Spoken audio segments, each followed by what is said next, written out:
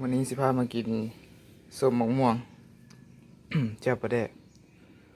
มะม่วงกะหากะเสียมาแต่ต้นกินนี่ไปแม่นเอาโอ้น่ะมาแต่ต้นอยู่พุ่นนั่นล่ะ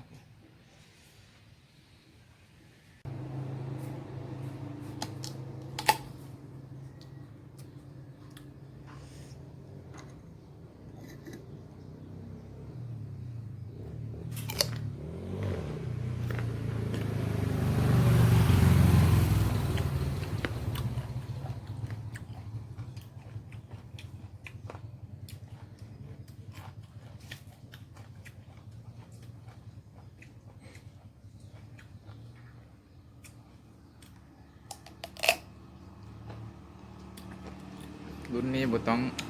ใส่มีดอัดเอาเลยถึงได้อัดทรสที่กินมะม่วงถูกต้องต้องแบบนี้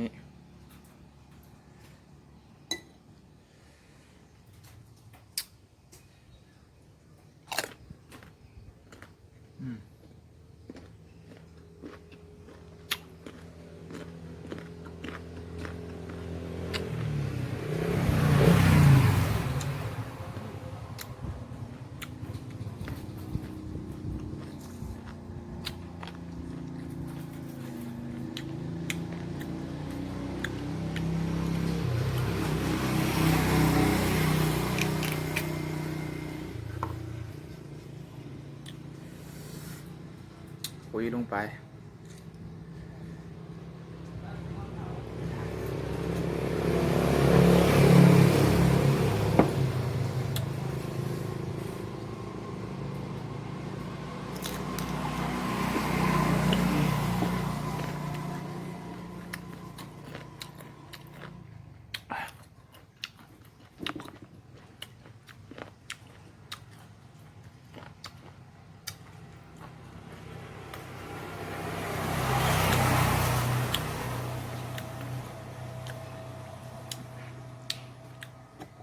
บอกเลยเลยว่าส่วงเลย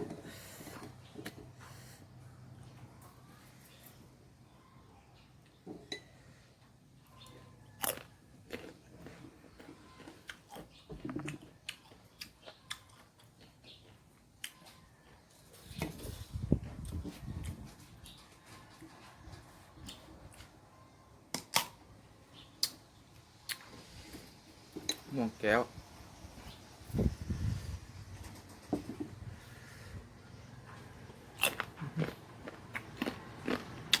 กรอบฟังเสียง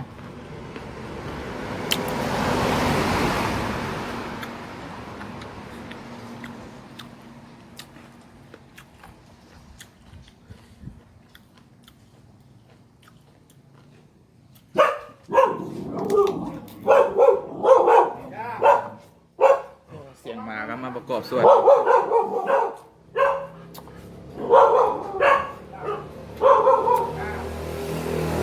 คำสุดท้ายก่อนลาจากลงไปในนี้เลยเยิ้มๆ